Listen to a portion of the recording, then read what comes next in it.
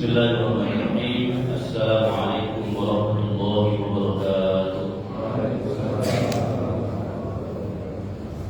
Innal hamdalillah nahmaduhu wa nasta'inuhu wa nastaghfiruh wa na'udzu billahi min shururi anfusina wa min sayyiati a'malina.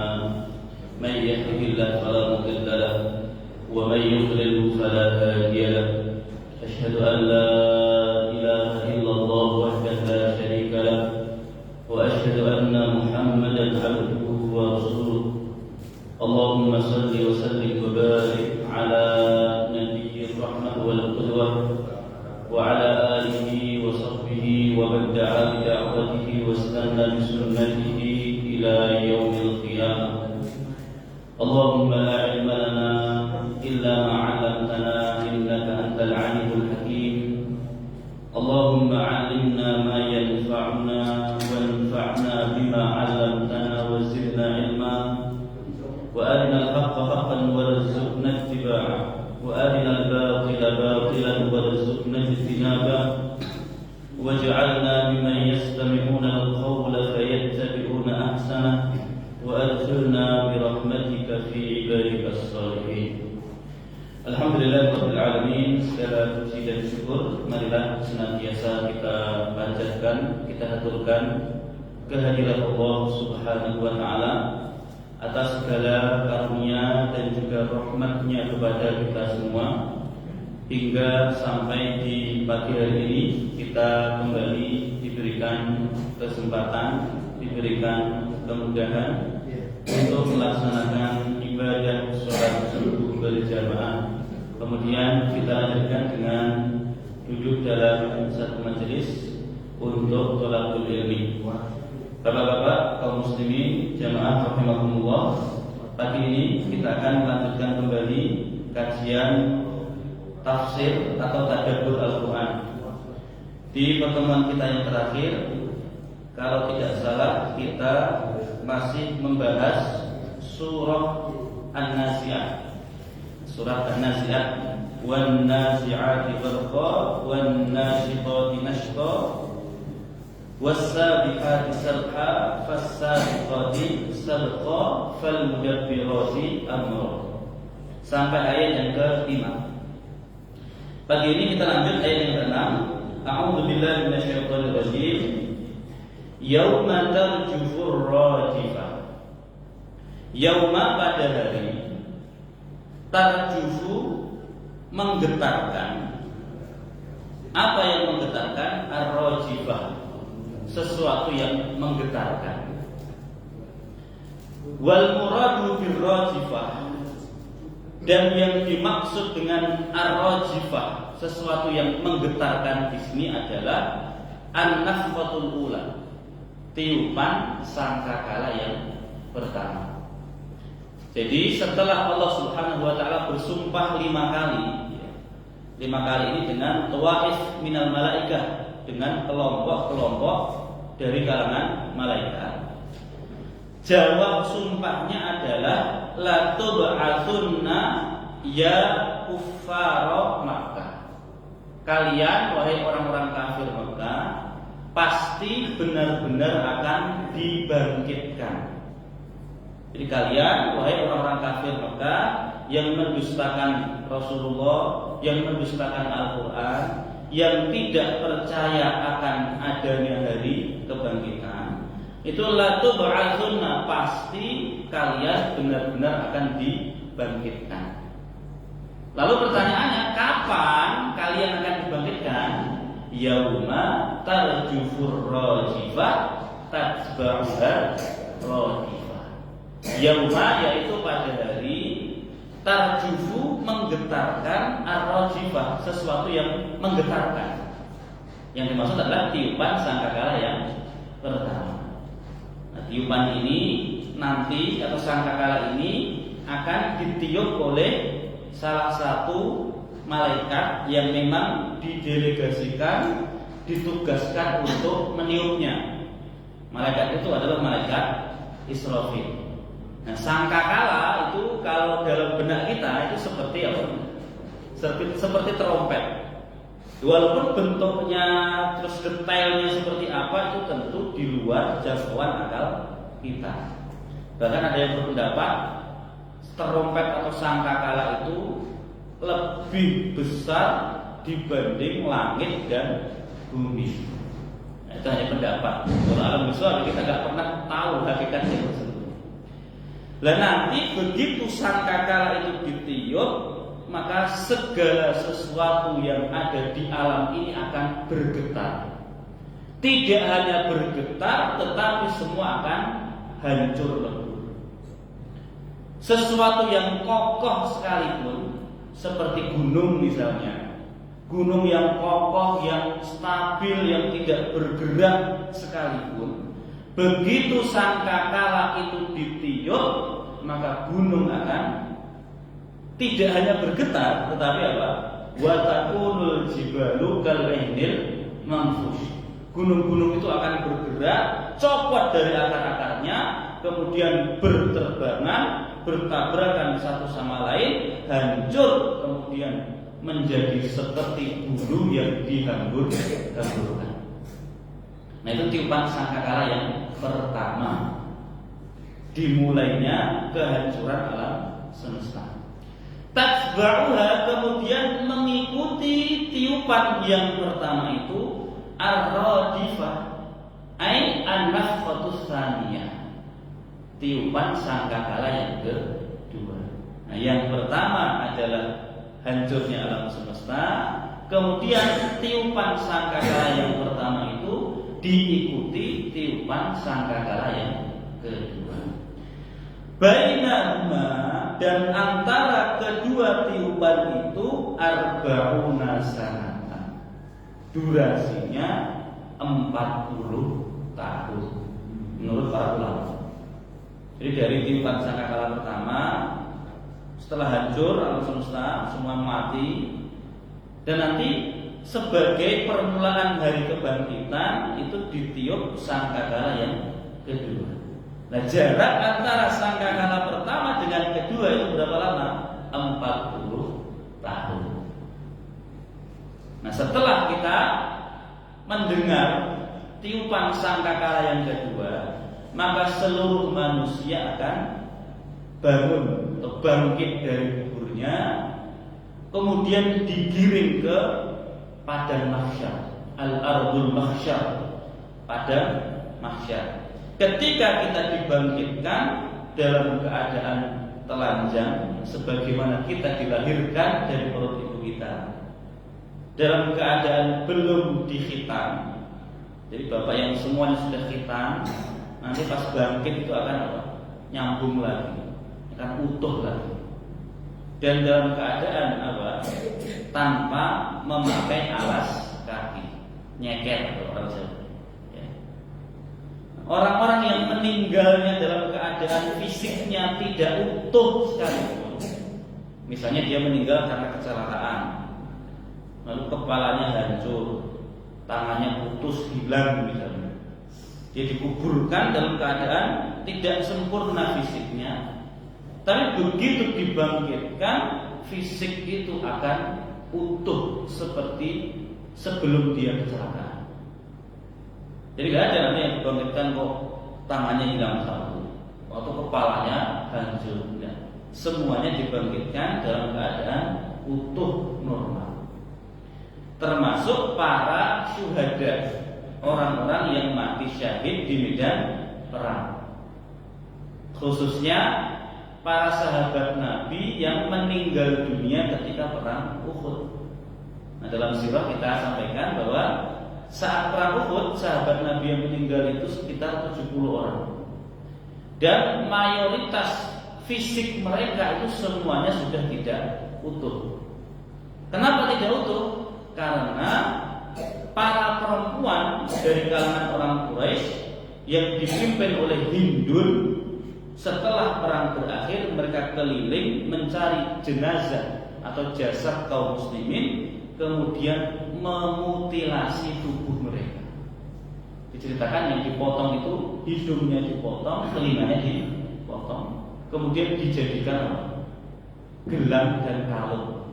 Jadi ditusuk dengan jarum, dengan benang supaya menjadi rantai, menjadi kalung, menjadi gelang, terus dipakai oleh mereka. Setelah itu diberikan kepada binatang buas supaya dimakan mereka. Jadi fisik para sahabat Nabi yang gugur di perang Uhud itu sudah tidak utuh. Dan yang paling parah adalah yang terjadi pada pamannya Nabi, Hamzah radhiyallahu anhu. Beliau tidak hanya dimutilasi bagian tubuhnya, tetapi perut dan dadanya dirobek, kemudian jeroannya dikeluarkan. Jantungnya diambil, dilepas, kemudian dimamah oleh Hindun. Setelah itu dilepaskan kembali. Seperti itu kondisi jenazah pamannya Rasulullah, dan itulah yang membuat Rasulullah betul-betul marah ketika perang Uhud. Beliau marah bukan karena melihat pamannya meninggal, bukan. Kalau masalah meninggal atau hidup itu sesuatu yang lumrah dalam peperangan, dan Nabi tahu betul resiko berperang itu kalau tidak menang ya mati, kalah. Tetapi yang membuat Nabi marah adalah ketika melihat jenazah pamannya diperlakukan secara tidak manusiawi. Sampai Nabi mengatakan, kalau bukan karena memikirkan Sofia itu adiknya Hamzah, dan khawatir ini akan menjadi kebiasaan yang diikuti setelahku, niscaya aku lebih senang membiarkan jenazahnya Hamzah menjadi makanan binatang buas daripada aku harus urusi. Susah kan, udah perutnya berjajaran kemana-mana, gimana urusi. Nah akhirnya apa, jenazah ini tetap dikuburkan. Nanti pada hari kiamat ketika tiupan sangkakala kedua, jenazah-jenazah ini akan dibangkitkan, termasuk Hamzah ini akan dibangkitkan. Tetapi jangan dibayangkan ketika dibangkitkan kondisi Sayyiduna Hamzah masih apa? Perutnya robek, terus ususnya keluar sana kemari, hidungnya hilang, telinganya hilang. Enggak. Semuanya sudah utuh seperti sedia kala, hanya yang tersisa apa? Darah yang mengalir. Kalau darahnya yang membasahi tubuh itu masih ada. Al-launu launu dam, warnanya warna darah, warihu misk, sementara aromanya adalah minyak kasturi. Itu kondisi orang-orang yang dibangkitkan itu nanti berbeda-beda. Ya. Ada yang dibangkitkan dalam keadaan tadi berlumuran darah, tetapi aromanya minyak kasturi. Nah, itu sebagai tanda kalau mereka itu adalah para syuhada, orang-orang yang gugur di medan perang untuk membela agama Allah Subhanahu wa taala. Dan nanti pas Bapak digabungkan, Bapak melihat orang-orang kayak gitu, kelompok orang seperti itu, coba naik geng gabung. Siapa tahu boleh diakui sebagai apa? Orang-orang yang mencintai mereka. Jadi nanti kita akan dibangkitkan pada hari tiupan sangkakala yang pertama, diikuti sangkakala yang kedua. Pertanyaannya gini Pak, kita itu bangkit setelah tiupan pertama atau kedua? Kedua kan? Nah, tiupan sangkakala yang kedua itu termasuk dalam cakupan tiupan sangkakala yang pertama. Jadi kalau ayat ini, kalian akan dibangkitkan kapan? Pada hari tiupan sangkakala yang pertama, diikuti sangkakala yang kedua. Tetapi hakikat yang sebenarnya adalah kita dibangkitkan itu setelah tiupan sangkakala yang kedua, bukan yang pertama. Tetapi tiupan sangkakala yang kedua itu juga bagian dari tiupan sangkakala yang pertama. Maksudnya begini, saya bisa tahu analogi gini. Bapak ini misalnya makan malam jam 8. Lalu ditanya orang, Pak, kapan Bapak makan malam? Bapak jawabnya ba'da maghrib atau ba'da isya? Jam 8 itu kan ba'da isya kan? Kalau Bapak jawab, saya makan ba'da isya, itu betul. Tapi kalau Bapak jawab, Pak, kapan Bapak makan malam? Saya makannya ba'da maghrib. Itu jawaban ba'da maghrib ini benar atau salah? Sekilas kalau orang tidak wawasannya tidak luas, itu akan membayangkan dia makannya itu ba'da maghrib sebelum isya, ya kan? Tapi kalau orang wawasannya luas, ba'da maghrib, dia ngomongnya ba'da maghrib, Jam 7 itu ya ba'da maghrib, jam 8 juga ba'da maghrib, jam 10 juga ba'da maghrib. Jadi jawab ba'da maghrib itu sebenarnya tidak salah, hanya memang tidak detail. Tetapi bisa menjadi satu hal yang menyebabkan miskomunikasi, mispersepsi ya, pandangan yang berbeda. Nah di sini juga begitu, kalian akan dibangkitkan setelah tiupan sangkakala pertama diikuti sangkakala yang kedua. Artinya bukan pas setelah sangkakala yang pertama langsung bangkit, enggak. Sangkakala pertama hancur semua, mati semua. Setelah itu 40 tahun kemudian ada sangkakala yang kedua, baru kita akan dibangkitkan dari alam kubur. Baik.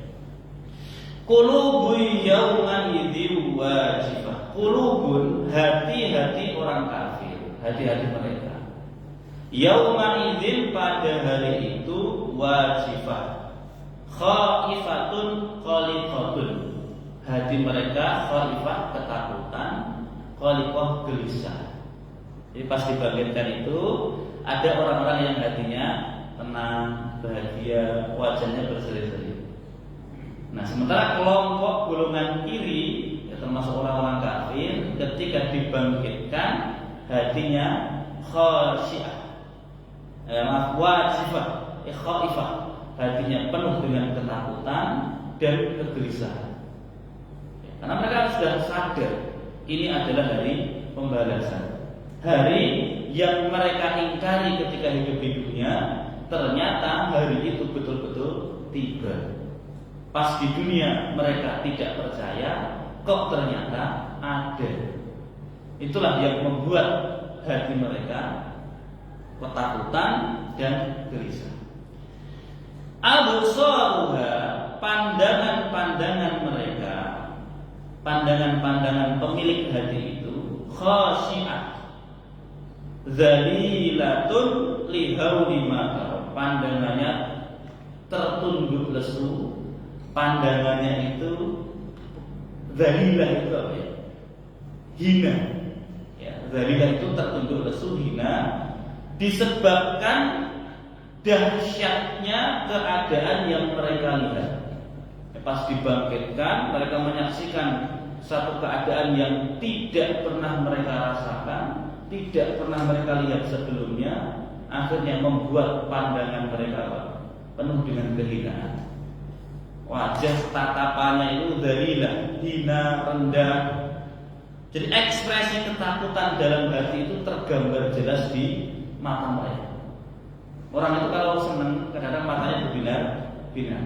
Kalau takut matanya juga terkadang sorot matanya itu sudah menunjukkan rasa takut yang ada di dalam hati mereka.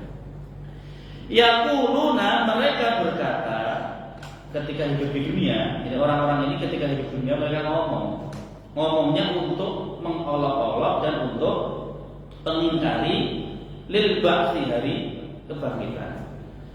A'inna, apakah kami lamar duduna akan benar-benar dikembalikan fil hafirah, dalam kehidupan sebelumnya.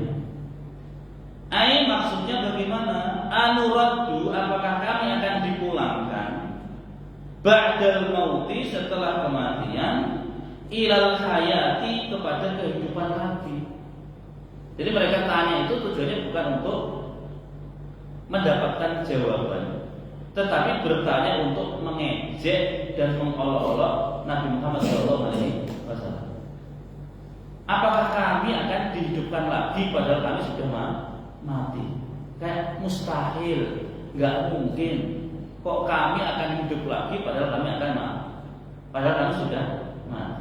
Nah, ini ucapan ini sama seperti yang diceritakan di surat Yasin.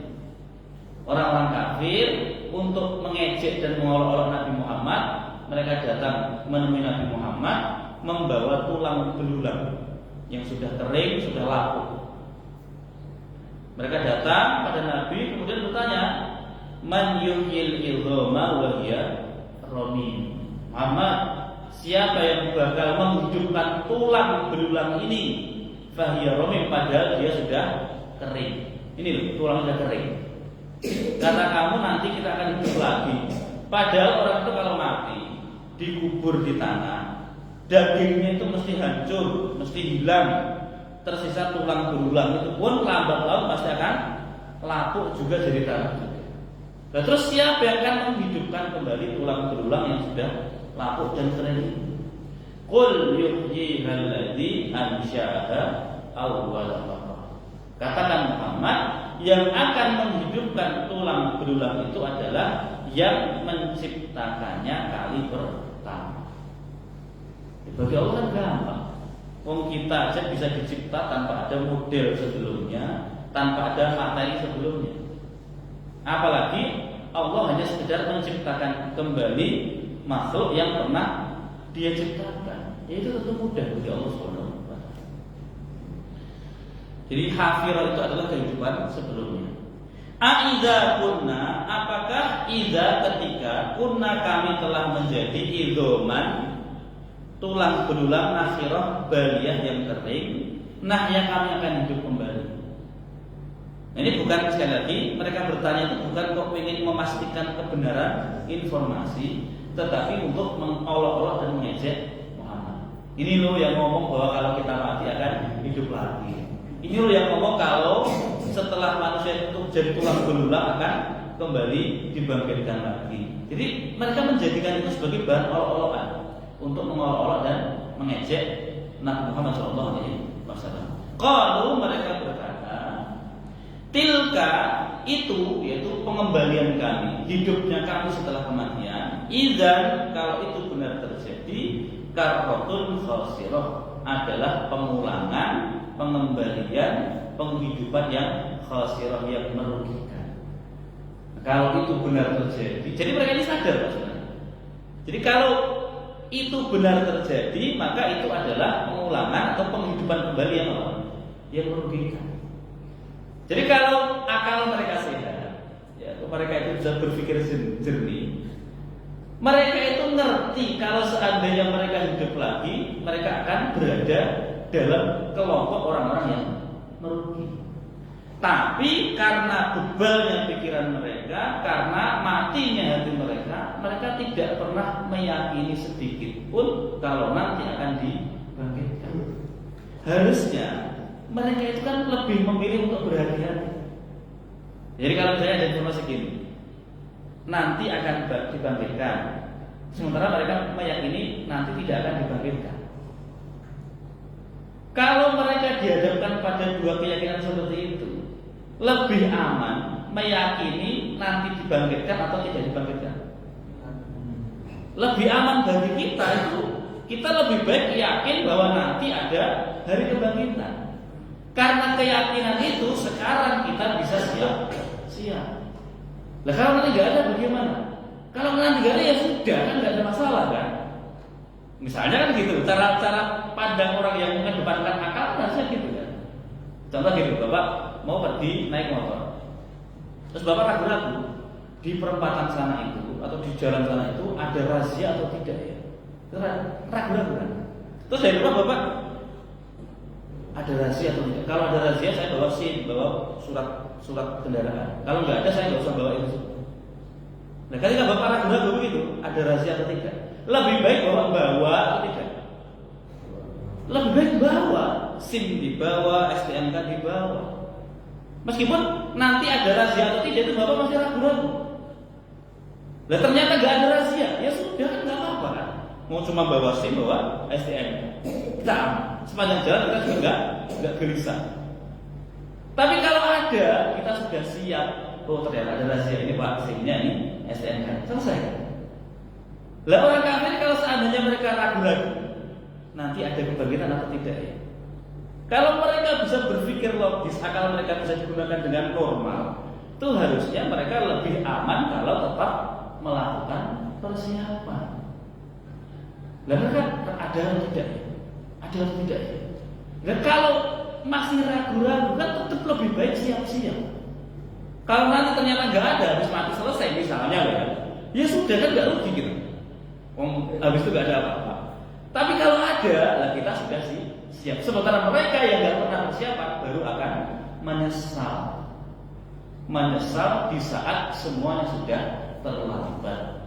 Tidak ada waktu untuk memperbaiki kesalahan itu, karena sudah lewat masanya. Nah seperti itu.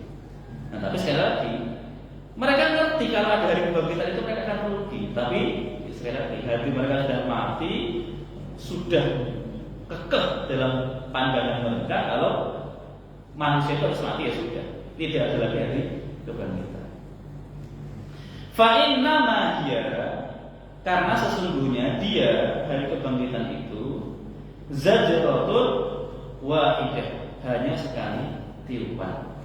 Maksudnya gini, orang kafir itu menganggap manusia mati kok hidup lagi itu sesuatu yang mustahil, atau kalaupun bisa itu pasti sulit sekali.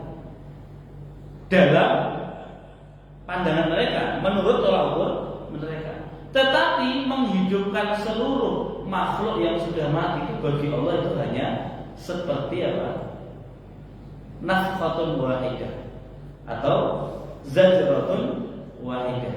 Bagi Allah untuk menghidupkan seluruh makhluk yang mati itu hanya butuh sekali apa? Tiupan. Nah, kalau kita ngikuti cara pandang kita, ngikuti kemampuan akal kita untuk menghidupkan seluruh manusia dari yang pertama sampai yang terakhir itu kira-kira butuh berapa lama? Yuk kalau kita bayangkannya gini, satu-satu dudukkan, satu duduk, itu nggak kelar-kelar. Tapi bagi Allah untuk membangkitkan seluruh manusia dari yang pertama sampai yang terakhir itu hanya cukup apa? Hanya butuh apa? Sekali tiupan. Prek gitu, kalau misalnya bunyinya begitu, semuanya akan apa? Hidup lagi. Sesimpel itu Allah menghidupkan manusia. Sebagaimana sekali tiupan, dengan sebab sekali tiupan itu Allah bisa membinasakan seluruh alam, maka dengan sekali tiupan pula Allah cukup sekali tiupan itu cukup untuk dijadikan sebab bangkitnya alam.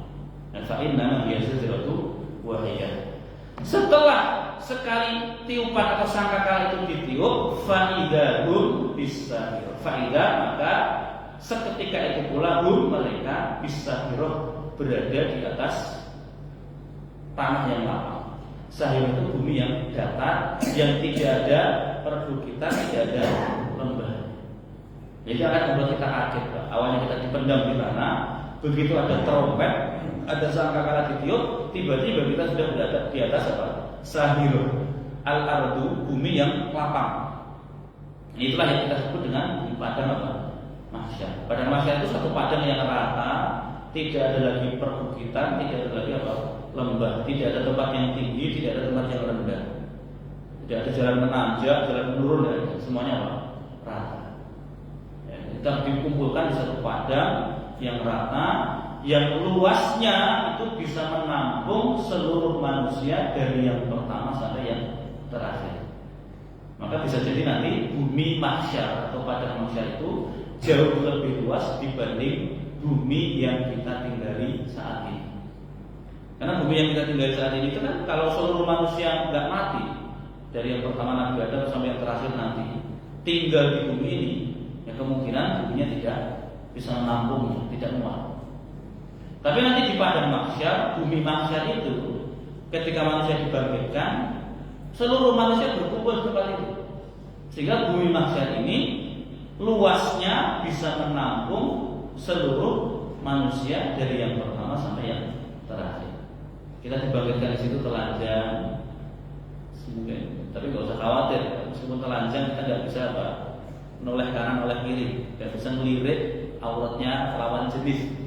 Nggak sempat untuk itu ya.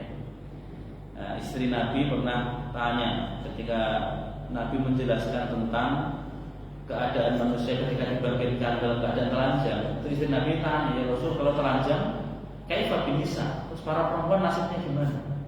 Kan kami malu kalau telanjang. Kalau laki-laki mungkin nggak terlalu malu, kalau perempuan gitu. Terus kata Nabi apa? Likul limri'in minhum yawma idzin apa? Sya'nun yughni. Pada hari itu masing-masing orang akan punya kesibukan yang menguras fokusnya. Jadi tidak ada orang yang sempatnya ngurusi orang lain. Kulitku ternyata hitam ya? Enggak ada. Oh ternyata enggak ada ya. fokus hanya mikir dirinya sendiri. Setelah itu matahari akan didekatkan. Matahari akan diciptakan lagi, lalu didekatkan qadra mil. Ada yang mengatakan jaraknya antara manusia di padang mahsyar dengan matahari itu sekitar 1 mil. Walaupun kita nggak tahu pasti 1 mil di situ tuh apakah mil mengikuti ukuran kita di dunia atau ukurannya Allah Subhanahu Wa Taala. 1 mil itu kalau ukuran sekarang sekitar 1,5 kilometer. Jadi kita dengan matahari itu jaraknya 1,5 kilometer. Bahkan yang lebih ekstrim ada yang mengatakan jaraknya cuma sejengkal. Ya apa nggak hancur. Tapi uniknya setelah kita dibangkitkan itu nggak ada hancur. Meskipun yang nanti matahari betul-betul dekat, itu efek bagi tubuh manusia di hari kebangkitan itu hanya apa? Tubuh itu akan mengeluarkan keringat.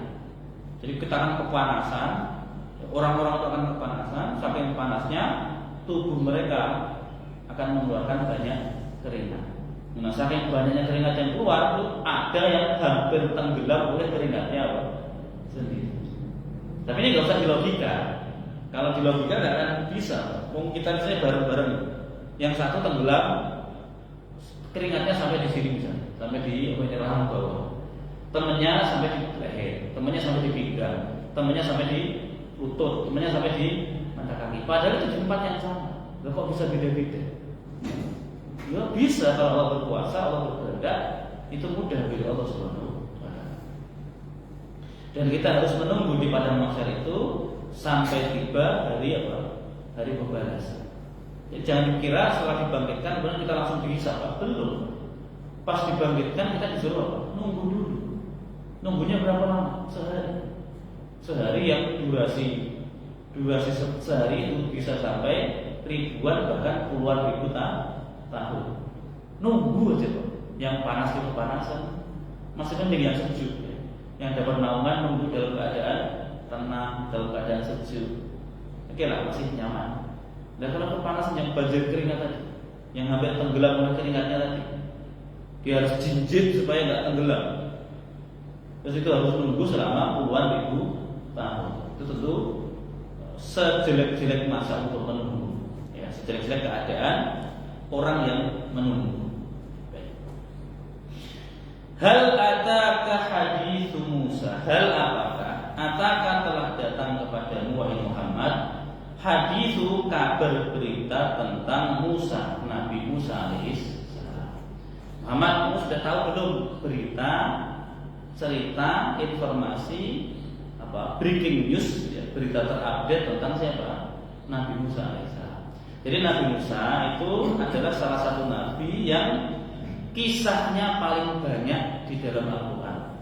Jadi kalau Bapak baca Quran dari juz 1 sampai juz 30 itu akan nanti Bapak akan ketemu banyak cerita para nabi. Dan nanti di antara yang paling banyak ceritanya itu adalah tentang Nabi Musa alaihissalam. Nabi Musa bersama Bani Israel. Ya Bani Israel, ya Bani Israel, ya ahlal kitab. Dan seperti itu. Ya, jadi Nabi Musa ini memang ceritanya tidak lengkap dalam artian berurutan dari awal sampai akhir dalam satu surat enggak. Kisah Nabi Musa ini terpencar di banyak surat dan banyak ayat dalam Al-Quran. Dan kisah yang diangkat pun biasanya tematis. Ya, kisah Nabi Musa sejak lahir ada dalam Al-Quran. Ya, beliau lahir di masa kepemimpinan Fir'aun. Ketika Fir'aun berkuasa di Mesir. Ya, karena gelar raja Mesir itu Fir'aun. Diceritakan Fir'aun yang memimpin Mesir ketika Nabi Musa lahir itu adalah Raja Ramses II. Ya, katanya begitu. Nabi Musa lahir, seorang bayi laki-laki lahir di saat Fir'aun itu punya satu aturan. Dia perintahkan pada tentaranya agar membunuh dan menyembelih setiap bayi laki-laki yang lahir. Coba. Sejak lahir Nabi Musa itu sudah menghadapi masalah. Walaupun beliau nggak merasakan. Tapi beliau lahir, begitu lahir ternyata ibunya melahirkan laki-laki. Di situ di saat Fir'aun itu punya aturan setiap bayi laki-laki harus disembelih. Karena Fir'aun mendapatkan arahan dari para menterinya, dari orang pintar sekelilingnya, bahwa nanti yang akan melengsarkan kekuasaan Fir'aun adalah seorang laki-laki yang baru lahir tahun ini kan. Makanya untuk mencegah supaya itu tidak terjadi, dia kemudian membuat satu keputusan, siapapun perempuan yang melahirkan bayi laki-laki, maka bayi harus disembelih. Dan Fir'aun hidup di masa itu. Makanya kan ibunya ketakutan, lalu ibunya mendapat ilham dari Allah Subhanahu wa taala agar meletakkan Musa, bayi Musa itu di dalam sebuah kotak peti, kemudian ibunya Nabi Musa diperintahkan untuk apa? Menghanyutkan peti itu di mana? Di sungai. Dan masukkan ke tabut itu kotak. Habis itu apa? Lemparkan, hanyutkan ke sungai. Enggak usah khawatir, kata. Nanti kan pasti akan mengembalikan bayi itu kepada dan dihanyutkan. Oleh saudarinya Musa, itu peti itu diikuti kemana sampai di mana? Ternyata laki-laki takdir Allah itu betul-betul luar biasa. Peti itu, bayi itu justru ditemukan oleh siapa? Fir'aun dan istri. Begitu diangkat, dia bayi laki-laki, Fir'aun pengen membunuhnya. Nah, Allah tanamkan rasa sayang di hatinya istrinya Fir'aun. Jangan, kita rawat saja. Siapa tahu nanti akan bermanfaat. Akhirnya malah dirawat oleh Fir'aun. Jadi Nabi Musa itu dari kecil dirawat di keluarganya Fir'aun. Jadi kira-kira Nabi Musa itu makan halal atau haram? Ya, Nabi Musa itu dari kecil dirawat, dikasih makan di keluarganya Fir'aun. Jadi Nabi Musa itu dari kecil makan halal atau makan haram? Nah, itu. Jadi kalau orang soleh gitu, makan apapun itu jadi apa? Ya soleh juga. Ya kita kalau kan Fir'aun itu kan kayak gitu kan orangnya. Jadi kalau punya harta, berarti hartanya karena kekejaman, karena kedoliman. Nah itu yang digunakan untuk ngasih makan Nabi Musa. Itu pengecualian ya. Jadi meskipun Musa itu makanannya dari Fir'aun, tapi karena beliau dipilih oleh Allah, ya tetap bisa jadi nabi. Jadi gak usah heran kalau misalnya bapaknya nggak baik kok anaknya jadi ulama, itu ya masih bisa. Ya. Bapaknya ahli maksiat, ternyata punya anaknya jadi ulama, itu ya bisa. Karena Nabi Musa itu ya sedari kecil dirawat di keluarganya Fir'aun. Fir'aun kurang jahat, kurang apa? Ahli maksiat apa? Ternyata anak yang dia didik, dia asuh menjadi apa? Nabi dan Rasul. Nah akhirnya setelah diambil, dia kebingungan ini yang nyusui siapa? Nah akhirnya tadi saudarinya Musa datang menemui. Kalau engkau mau, aku bisa menunjukkan orang yang bisa nyusui bayi ini. Akhirnya ditunjukkan siapa? Ditunjukkan ibunya Musa sendiri. Ibunya Musa dipanggil dari kerajaan untuk nyusui Nabi Musa juga. Akhirnya nggak jadi bisa. Nah itu kisah Nabi Musa. Kemudian nanti Nabi Musa tumbuh dewasa sampai terjadi satu kasus di mana Nabi Musa membunuh satu orang dari kaumnya Fir'aun, dari kaum Qibti namanya. Ini Nabi Musa masih muda, belum punya istri. Ketika Nabi Musa jalan-jalan di Mesir di siang hari, melihat ada dua orang berkelahi, satu dari Bani Israel, satu dari Qibti, kaumnya siapa? Fir'aun. Dua orang ini berantem terus-terusan. Nah, yang dari Bani Israel ini karena sekaum dengan Nabi Musa, minta tolong pada Nabi Musa, Musa bantu aku, tolong aku. Akhirnya refleks Nabi Musa apa? Membantu temannya saudaranya ini, membantu Bani Israel. Kemudian Nabi Musa menonjok kaum Qibti tadi. Begitu ditonjok, Allah takdirkan orang itu meninggal dunia. Sekali tonjok langsung mati. Bisa dibayangkan kekuatan Nabi Musa seperti apa? Makanya Nabi Musa itu disebut di Quran apa? Qawiyun amin, seorang nabi yang kuat, yang aman. Jadi antara bukti kekuatannya tadi sekali nonjok langsung apa? Terkapar, mati. Nah, akhirnya apa? Nabi Musa ketakutan. Habis itu ya, nanti di hari kedua, di hari ketiga terjadi perkelahian lagi antara Bani Israel dengan Qibti. Nabi Musa lihat lagi. Terus Nabi Musa inisiatif pengen membantu yang Bani Israel. Itu seorang Qibti ngomong gini, kamu pengen membunuh aku seperti yang kamu lakukan pada temanku kemarin. Nabi Musa akhirnya gak jadi. Setelah itu datang orang yang termasuk penggemarnya Nabi Musa, mengatakan, Musa, aku mendengar kabar kalau para petinggi kerajaan itu mereka sudah bersepakat ingin menangkap dan membunuh. Nah, kaburlah kamu dari negeri Mesir. Aku hanya ingin memberikan nasihat kepada. Akhirnya Nabi Musa ketakutan.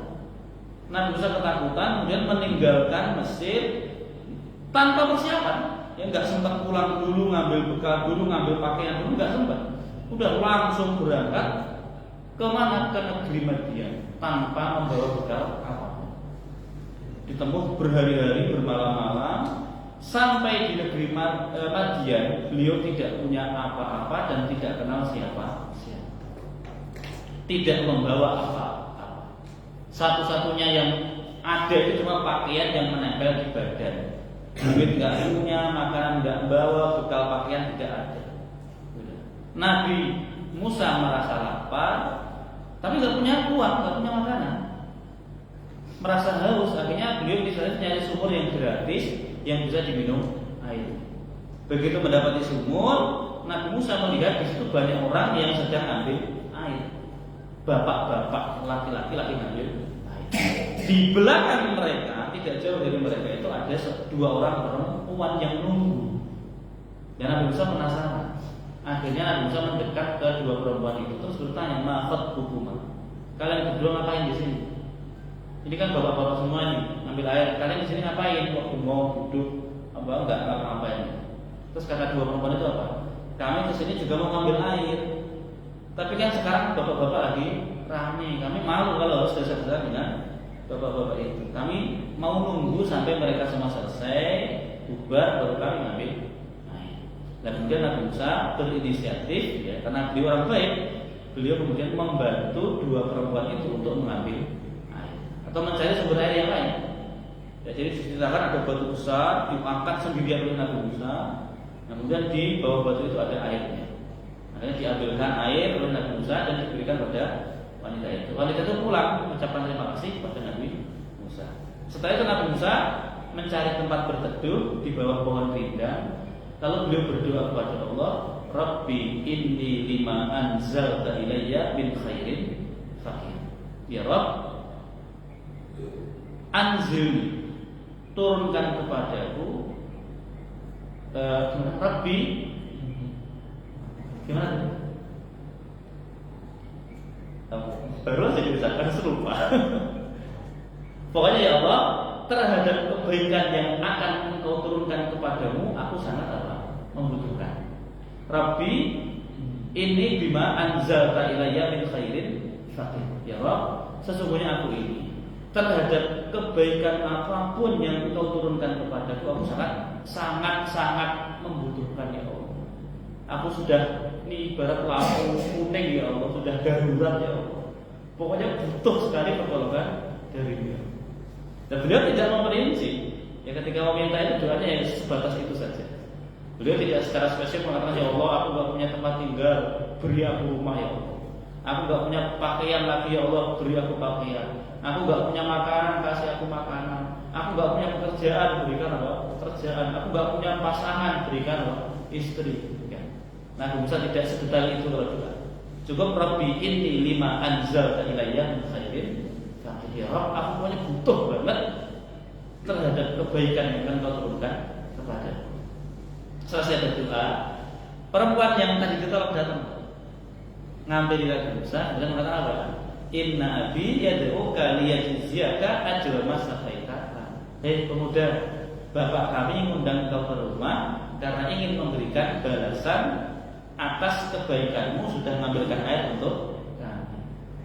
Lagi pertolongan begitu dekat.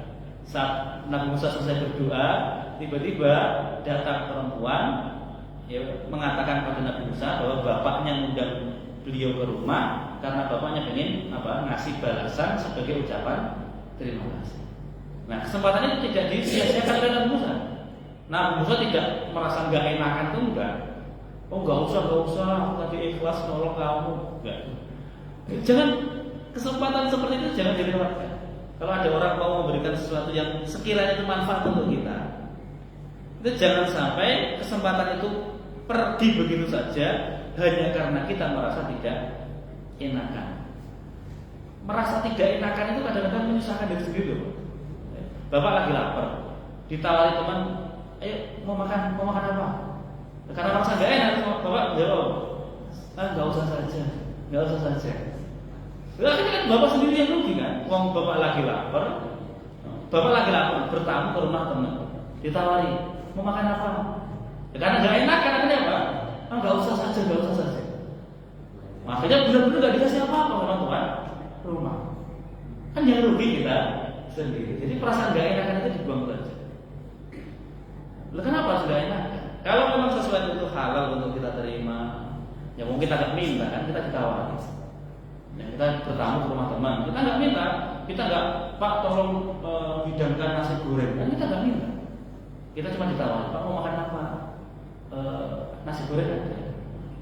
Kalau nggak ada ya adanya apa? Semuanya dikeluarkan, tolong segera. Seperti itu. Tidak masalah. Nah kalau nggak ditawari, bapak tanya, ini nggak ditawari apa-apa. Ini kan cuma tanya ya, nggak minta itu apa? Nggak ditawari apa-apa. Nah, Nabi Musa beliau nggak ada perasaan nggak enak itu karena bisa jadi beliau berpikirnya bisa jadi itu adalah jawaban Allah atas doa yang beliau panjatkan. Beliau sudah minta kepada Allah, aku butuh kebaikan dari engkau. Segera ya. Begitu jawaban Allah tiba, kok malah dia tolak, itu berarti salahnya Nabi Musa sendiri. Makanya beliau tidak, enggak, perasaan enggak. Engkau diundang bapakku ke rumah, oke, langsung berangkat. Jalan sampai di rumah, Nabi Adam cerita perjalanan dia dari Mesir sampai Madian. Terus singkat cerita, bapaknya nawari, Musa, aku ingin menikahkan kamu dengan apa? Nih putriku, milih salah satu, suruh milih. Dua-duanya nggak boleh. Ya, satu saja. Maharnya apa? Kamu kerja untukku selama 8 tahun. Kalau kamu genapkan jadi 10 tahun, maka itu ya kebaikan dari itu. Akhirnya langsung, oke setuju. Padahal baru ketemu sekali kan, ditawarin nikah langsung setuju. Begitu setuju nikah, selesai seluruh masalah itu selesai. Sekarang dia bisa tinggal di rumah mertua dulu ya, punya tempat tinggal, dia punya istri, punya pekerjaan, kontraknya 8 sampai 10 tahun, tidak ada setahun 2 tahun, kontraknya 8 sampai 10 tahun. Istrinya bisa masak, bisa menghidangkan makanan. Udah, karena doa tadi seluruh problematika yang dihadapi Nabi Musa selesai. Itu di antara kisah Nabi Musa. Kemudian nanti ada kisah Nabi Musa dengan Nabi Khidir. Itu juga tentang Nabi Musa. Nah, kisah Nabi Musa dengan siapa lagi? Yang paling banyak yang kisah dengan Bani Israel. Nah, di surat An-Nazi'at ini yang diceritakan mengenai kisah Nabi Musa adalah kisah Nabi Musa ketika diseru oleh Allah untuk mendakwai siapa? Fir'aun. Nah, jadi ini saatnya Musa, kamu itu sudah siap menjadi nabi dan rasul. Saatnya kamu berdakwah kepada siapa? Fir'aun. Fir'aun itu bapak angkatmu sendiri. Ya, hal ataka hadithu Musa. Apakah telah datang kepada Muhammad berita tentang Musa? Berita yang mana? Itnadahu rabbu, ketika Nabi Musa itu dipanggil oleh Tuhannya. Di mana? Bil wadi, di sebuah lembah al-muqaddas yang disucikan, Tua. Nama lembahnya adalah lembah Tua. Lembah Tua itu di mana? Ismul Wadi. Tua itu adalah nama lembah. Jadi Nabi Musa ketika sampai di satu lembah namanya lembah Tua. Tua, bukan Tua lawannya muda ya. Nama Tua pakai tok, Tua. Lembah Tua. Dan di situ Nabi Musa diseru oleh Allah Subhanahu wa taala, ya, bercakap-cakap dengan Allah Subhanahu wa taala. Dan lembah itu adalah lembah yang disucikan. Maka dari sini diambil faedah, ketika kita ingin bermunajat dengan Allah, maka pilihlah tempat yang apa? Suci. Ya kan kita salat, itu sholat kita akan sah kalau badan kita suci, pakaian kita suci, dan tempat yang kita gunakan juga apa? Suci. Ya, Nabi Musa itu diseru oleh Allah, bercakap-cakap dengan Allah di satu lembah, dan lembah itu lembah yang disucikan, lembah yang suci. Bapak kalau ingin bermunajat kepada Allah, pastikan tempatnya apa? Suci. Baik, wallahu a'lam. Sampai di sini terlebih dahulu, sampai ayat ke-16. Masih banyak ayat yang bisa kita lanjutkan di pertemuan berikutnya. Wallahu a'lam. Baik, sebelum kita akhiri, barangkali ada pertanyaan dari jamaah. Silakan.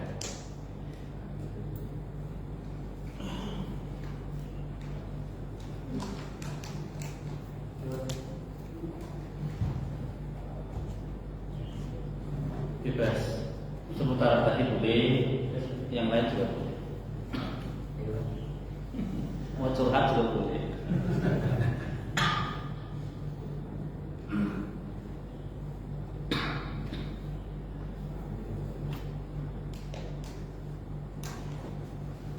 Gak ada? Biasa. Yang dibilang 40 tahun itu 40 tahun dulu kita yang itu atau 40 tahun dulu menurut Allah. Baik. Jadi tadi kan jarak bainahuma baina an-nafqatil ula wa an-nafqah tsaniya, antara sangkakala pertama dengan sangkakala kedua itu kan ditafsirkan oleh para ulama jaraknya itu 40 tahun. Yang jadi pertanyaan adalah 40 tahun itu menurut hitungan manusia atau 40 tahun versi ya Allah Subhanahu wa taala. Gitu ya. Nah, kalau disebut 40 tahun berarti tolak ukurnya itu adalah hitungan manusia. Ya. Kenapa? Karena pada hari itu ketika alam semesta sudah hancur, matahari sudah hancur, untuk menentukan tanda kalau ini sudah 1 hari, 2 hari, 3 hari itu apa? Jadi kalau sudah ngomongin akhirat Pak, itu bahasanya itu bukan lagi berapa tahun, tapi cukup dikatakan 1 hari. Misalnya gini, ketika Bapak dibangkitkan atau kita semua dibangkitkan, kita itu dibangkitkan di padang mahsyar itu berapa lama? Kita dibangkitkan di padang mahsyar itu berapa lama? 1 hari. 1 hari itu nggak full 1 hari. Kenapa disebut 1 hari? Padahal kita bisa menunggu di situ 1 hari, nilainya, kadarnya, lamanya seperti 1000 tahun bahkan 50.000 tahun. Tapi 50.000 tahun itu tetap disebut 1 hari. Kenapa? Kira-kira kenapa? Nah betul. Karena matahari itu nggak lagi bergerak. Ada matahari tetap di situ saja. Sehingga nggak jelas batasan ini mulainya kapan, akhirnya kapan. Ini sehari, 2 hari, 3 hari kapan itu nggak ada permulaan dan akhirnya. Maka selama apapun kita nunggu di sana itu hitungannya tetap 1 hari. Tapi kalau kita ukur dengan apa yang pernah kita lalui di dunia, ternyata 1 hari di sana itu kalau diukur dengan standar ukuran dunia sudah ribuan bahkan puluhan ribu tahun. Maka ketika ulama menafsirkan jarak antara tiupan sangkakala pertama dengan kedua itu 40 tahun, itu tentu ya 40 tahun yang kita pahami. Ya 40 tahun yang kita pahami. Nah, itu hanya pendapat ya, walaupun nanti hakikatnya ya semuanya kembali kepada kehendak Allah Subhanahu wa taala. Begitu Pak. Dan ini nggak usah terlalu kita pikirkan. Kita nggak tahu apa-apa kan? Ya, kita mati kan, kita saat menunggu itu kita nggak ngerti ini sudah berapa lama. Pokoknya sepasrah saja pada Allah. Saat disuruh bangkit ya bangkit, ya. Saat disuruh masuk surga ya masuk apa? Surga.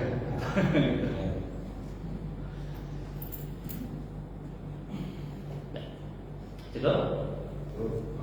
Oh, ada lagi 2 berjalan. Bapak dulu.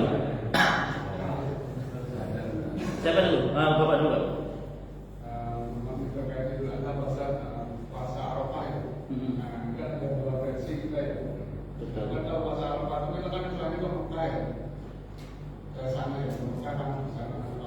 Baik, saya jelaskan dulu ya. Jadi puasa Arafah itu apa dulu? Ini harus clear ya, jelas. Puasa Arafah itu apa? Ini saya kasih gambaran. Puasa Arafah itu A. Puasa di saat orang-orang yang haji wukuf di Arafah, atau puasa tanggal 9 Dzulhijjah. Wukuf di Arafah. Saya tanya dulu. Antara orang haji, syariat orang haji dengan puasa Arafah itu duluan yang mana? Maksudnya ketika Allah mensyariatkan adanya puasa Arafah dan haji, itu duluan puasa Arafah atau haji? Lurah enggak? Bingung kan? Kalau Bapak jawab duluan puasa, berarti kan belum ada orang yang wukuf di Arafah, kan belum ada syariat haji. Nah, terus penentuan puasa itu apa? Tanggal 9. Kalau tanggal itu kan dari dulu sudah ada 9 Dzulhijjah. Dan itu kan benar Pak. Jadi yang betul puasa Arafah itu bukan puasa karena ada orang wukuf di Arafah, tetapi puasa sunnah tanggal 9 Dzulhijjah. Lah orang wukuf di Arafah itu juga tanggal 9 Dzulhijjah. Hanya saja kalau masalah tanggal itu antara yang di sono dengan yang di sini masih boleh berbeda. Paham nggak maksudnya? Saya tanya dulu, mereka orang-orang yang di Mekah wukuf di Arafah itu tanggal berapa? 9 Dzulhijjah. Kita di sini puasa kemarin hari apa? Ada yang Selasa, ada yang Rabu kan? Nah, yang puasa hari Rabu itu menurut keyakinan mereka itu tanggal berapa? 9 Dzulhijjah. Kan sama. Walaupun ketika kita puasa mereka sudah Idul Adha, tapi kan patokannya itu bukan apa yang mereka lakukan, melainkan tanggal yang kita yakini. Itu jadi jangan sampai salah persepsi. Ya, jadi jangan, walaupun ya kita tidak menyalahkan orang-orang yang atau saudara-saudara kita yang puasa Arafah itu mengikuti wukuf di Arafah. Tapi kalau kita lihat sejarah histori bagaimana dua ibadah itu disyariatkan, itu kita lihat puasa duluan daripada apa? Haji. Artinya sebelum ada haji, sebelum genap itu haji kapan sih? Saya tanya dulu, Nabi itu haji berapa kali? Cuma sekali Pak. Tahun berapa Pak? Tahun terakhir di tahun 10 kenabian. Maaf, 10 Hijriah, maaf. Tahun 10 Hijriah. Nabi itu haji hanya satu. Berarti Nabi wukufnya berapa kali? Sekali aja. Lah sebelum itu kan berarti nggak ada haji kan? Nah kemudian sebelum-sebelumnya sebelum Nabi haji, Nabi sudah terlebih dahulu puasa Arafah. Berarti puasa Arafah itu sudah lebih dulu disyariatkan daripada haji. Berarti penentuan Arafah, puasa Arafah itu bukan karena keadaan orang atau kaum muslimin yang wukuf di Arafah, tetapi mengacu pada tanggal 9 Dzulhijjah. Ini mohon dipahami ya. Walaupun ya kita nggak menyalahkan kalau ada orang-orang yang atau saudara kita yang memilih berpuasa mengikuti orang yang wukuf di Arafah. Tapi alasannya harusnya bukan karena mengikuti itu, tapi mengikuti penentuan kalender yang ada di sana. Jadi bukan mengikuti wukufnya, Pak. Karena di sini ketika kita ruqyah itu ada dua istilah, ada ruqyah global dengan ruqyah apa? Lokal. Nah, ruqyah global itu gini. Ketika ada satu negeri menyatakan sudah melihat hilal, maka seluruh kaum muslimin harus apa? Mengikuti. Ini ada pendapat ulama yang seperti itu. Tapi ada juga kalau dalam mazhab Syafi'i itu kalau di Arab hilal sudah kelihatan, sementara di sini belum kelihatan, maka kita ikut sana atau pakai acuan sendiri. Pakai acuan sendiri. Nah, di situ. Nah, karena beda metode inilah akhirnya kita ya akan sering beda dalam penentuan kapan Idul Adha, kapan Idul Fitri. Nah, itu biasa saja Pak ya. Jadi jangan sampai ini bukan berarti kita menyalahkan satu atau membenarkan yang lain, enggak. Artinya gini, kalau Bapak punya pendapat dalam hal perbedaan Idul Adha dan Idul Fitri itu biasa saja ya. Ya ketika nah ini beda itu enggak masalah, itu biasa saja, enggak masalah. Kalau Bapak meyakini kemarin Idul Adha hari Rabu, Bapak sholat hari Rabu, ini enggak masalah. Yang meyakini hari Kamis, sholatnya hari Kamis ya enggak ada masalah. Yang masalah itu adalah ketika kita merasa benar sendiri kemudian menyalahkan yang lain. Lah saya pernah begitu kan. Apa hukumnya? Kayak kemarin Idul Fitri kan begitu kan? Apa hukumnya berpuasa ketika sudah Idul Fitri? Kan benar Ramadan Idul Fitri kan ada yang sholat hari Sabtu, ada yang sholat hari apa? Jumat kan? Yang sholatnya hari Sabtu berarti Jumat masih puasa. Nah sementara yang selesai hari Kamis, Jumat sudah sholat Idul Fitri. Nah sebagian orang yang sholat hari Jumat itu kalau pengen nyalain yang sholat hari Sabtu ngomong gini, hukumnya apa berpuasa di hari Idul Fitri? Ini Idul Fitri kok puasa? Itu versi mereka. Itu pertanyaan yang salah sebenarnya. Pertanyaan itu bisa dibalik. Kalau versi orang yang sholat dari satu, apa hukumnya sholat ketika masuk bulan Ramadan? Ya kan bisa juga kan, gitu kan? Yang itu mau apa hukumnya puasa di hari Idul Fitri? Lah kita jawab, apa hukumnya sholat Id di saat masih bulan Ramadan? Lah kalau mau jadi menang-menangan itu nggak akan ketemu. Yang bijak adalah saya pernah Pak, saya itu dijabri oleh satu tokoh juga. Ya dianggap ustaz juga di MGT juga, tapi bukan saya ini. Wahil maksa saya agar ikut sholat sebelumnya. Jelas jawab ya Pak, saya itu santri, saya itu penuntut ilmu. Ketika saya ngambil pendapat itu dasarnya ya menunjukkan para ulama. Ya saya hargai Bapak sholat ini, tapi nggak usah maksain keluarga saya gitu sholat dari apa. Itu biasa aja kayak gitu. Lah kayak gitu aja kok maksa gitu. Bener, saya pernah dijawab gitu. Terus tak marah gitu. Saya ini yo dikit-dikit yo ngerti paham Pak. Baca kitab yo banyak lah. Bapak silakan sholat itu tidak masalah. Kita yang mau sholat Rebo ya boleh, ya karena memang meyakini Rebo itu tanggal 10 Dzulhijjah. Yang sholat dari Kamis ya boleh ya, tetap hari Kamis juga 10 apa? Dzulhijjah. Sama. Hanya persepsi aja yang berbeda. Sudah gitu aja. Itu Pak ya, jadi puasa Arafah itu lebih tepatnya adalah puasa tanggal 9 Dzulhijjah. Tidak berkaitan dengan orang yang lagi wukuf di Arafah. Gitu. Itu Pak, saya. Enggak. Terkait keadaan dua misal kalau ada ulama yang berpendapat sesuatu itu haram dan sesuatu haram atau ada bermakna sebaiknya suka ada ini semua. Baik, ada dua pendapat, satu amalan atau satu apalah gitu ya. Ada yang mengatakan sebagian ulama mengatakan itu haram, sebagian yang lain mengatakan apa? Makruh. Kalau Bapak ingin berhati-hati, ini sekarang ya ingin berhati-hati dan Bapak siap dengan siap berkomitmen untuk memegang teguh pilihan Bapak itu, maka lebih baik Bapak pilih yang haram. Sekali lagi yaitu kalau Bapak sanggup untuk apa? Berkomitmen bahwa tidak akan mendekati hal itu.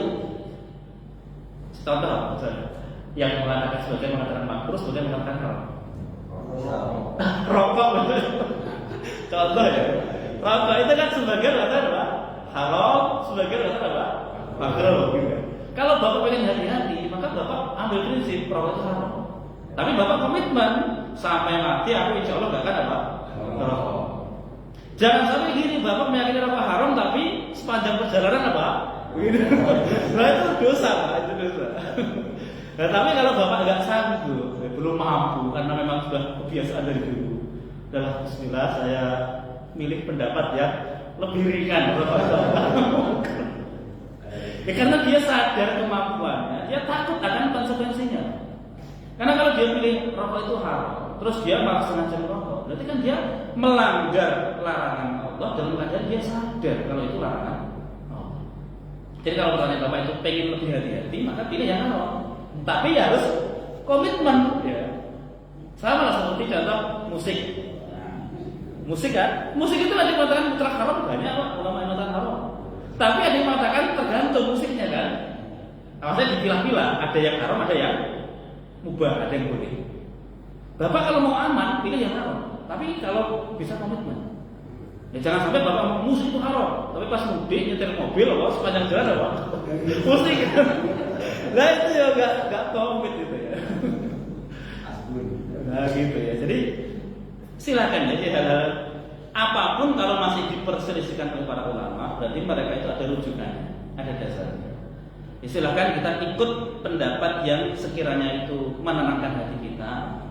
Kemudian kita komitmen dengan pilihan kita itu tanpa perlu menyalahkan orang lain yang mungkin berbeda pandangan dengan diri kita. Yang seperti itu saja. Jadi kalau lebih mau hati-hati ya gitu tadi. Haram atau makruh? Haram. Gitu. Kalau mau hati-hati ya. Tapi masalahnya kita bisa komitmen dengan pilihan kita tadi. Tidak. Gitu Pak. Wallahu a'lam.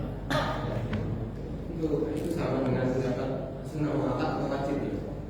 Sunnah muakkad atau wajib? Iya sama. Contoh kemarin kurban, ya kan? Kurban itu hukumnya apa? Mayoritas ulama sunnah muakkad ya. Tapi ada Imam Abu Hanifah berpendapat apa?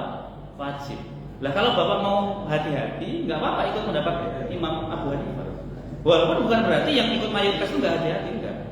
Karena ini ibarat lomba atau bandingan itu sudah 3 lawan 1. Mayoritas itu kan 3, Imam Malik, Imam Syafi'i, Imam Ahmad kan? Berpendapat sunnah muakkadah. Terus ada satu Imam Abu Hanifah berpendapat wajib bila mampu. Lah bapak kalau mau aman itu pendapatnya apa? Wajib bila mampu atau sunnah muakkadah? Kalau mau aman wajib bila mampu atau sunnah muakkadah? Sunnah muakkadah. Kenapa? Kalau wajib bila mampu, bapak sekali nggak korban mesti dosa. Dan ukuran mampu itu menurut ulama itu apa? Tidak mampu dalam pandangan kita. Mampu itu gini. Tanggal 10 itulah 11, 12, 13 hari tasyrik, ya kan 4 hari. Untuk hidup 4 hari itu bapak butuh duit berapa? Sekedar untuk makan itu butuh duit berapa? Sekeluarga. Misalnya sehari 100.000, berarti kan 400.000 kan tadi. Harga kambing berapa? 3 juta misalnya. Maka ketika bapak tanggal 10 Dzulhijjah punya duit 3.400.000, itu wajib korban. 3 juta untuk beli kambing, 400.000 untuk hidup 4 hari kelima gimana? Pikir mami. Kita kan berat Pak, untuk dapat begitu Pak. Kita ini kadang-kadang baru ringan untuk berkorban kalau di rekening itu ada 50 juta, itu baru ringan kan Pak. Kalau ada 10 juta itu masih mikir-mikir kan? Ada nih 10 juta, kelam 3 juta, tinggal 7 juta, itu masih maju mundur. Nah kalau mengikuti pendapat mayoritas, bapak punya duit 10 juta, terus nggak korban, dosa atau tidak? Nggak dosa Pak, aman. Tapi kalau mengikuti pendapat Imam Abu Hanifah, bapak punya duit 10 juta nggak korban, dosa. Jadi aman mana? Ikut mayoritas atau Imam Abu Hanifah? Tapi yang repot adalah kalau nanti di akhirat bapak kena khitab ini wajib, terus bapak nggak korban, repot. Tapi kan bapak bisa jawab, aku nggak korban karena mengikuti pendapat mayoritas ulama. Ya seperti itu ya. Jadi kalau ada pilihan sunnah muakkadah atau wajib, kalau bapak pengen aman itu pendapat yang mana? Sunnah muakkadah Pak. Aman untuk urusan dunia loh ya. Artinya kalau pas bapak nggak korban nanti nggak dosa. Karena pendapatnya ikuti pendapat hukum korban sunnah muakkadah. Contoh apa lagi? Ibadah yang ada yang berpendapat sunnah muakkadah atau ada yang berpendapat wajib. Sholat Id misalnya. Sholat Id mungkin ada Pak. Sholat itu mayoritas berpendapat sunnah muakkadah. Tapi ada yang berpendapat wajib. Bapak ikut pendapatnya mana? Kalau mau aman, sunnah muakkadah. Jadi kalau pas nggak sholat Id, pas mudik misalnya, malam takbiran mudik, ternyata sampai sholat pas macet misalnya kan, pagi hari belum sampai sana, akhirnya nggak sholat Id. Dosa atau tidak? Nggak dosa, karena meninggalkan yang sunnah muakkadah. Gitu. Jadi ibarat gini, kalau dihadapkan pada dua pilihan, kalau pengen gampang, pilihlah yang paling mudah, biar nggak terbebani. Iya kan? Kalau dihadapkan pada dua pilihan, pilihlah yang paling apa? Mudah, biar nggak terbebani. Ya, seperti itu. Sholat tarawih 23 atau 11? 11. Nah, itu pintar Pak. Ini yang paling mudah. 11 lama atau 23 cepat? 23. Kok enggak? Pengennya 11 ya cepat. Enggak ada 11 lama, ada 11 cepat. Gitu lah ya. Pokoknya kalau ada yang jelas, kalau ada ulama yang masih berbeda pendapat, ini ulama yang muktabar ya, benar-benar yang diakui ulama. Jadi jangan sampai nanti kita perbandingan itu tidak apple to apple. Kalau misalnya Imam Syafi'i dengan Imam Ahmad beda pendapat, itu kan masih selevel. Keilmuan mereka diakui semuanya kan, itu boleh kita pilih yang manapun silahkan. Tapi kalau Imam Ahmad dibandingkan dengan pendapatnya Abu Janda, nah itu kan nggak level. Ini nggak dianggap khilaf gitu. Nah, Imam Syafi'i terus dibandingkan dengan pendapatnya Panji Gumilang, ini nggak level Pak. Jangan menganggap ini sebagai perbedaan pendapat. Perbedaan pendapat itu baru muktabar, baru dianggap diakui kalau yang berbeda itu selevel. Imam Ghazali dengan Imam ini, itu kan selevel misalnya. Level ini Imam Syafi'i atau madhab yang 4 dibandingkan dengan Panji Gumilang. Dia nggak nyambung, nggak level. Madhab Syafi'i dengan madhabnya Soekarno, dia nggak ketemu. Yang seperti itu.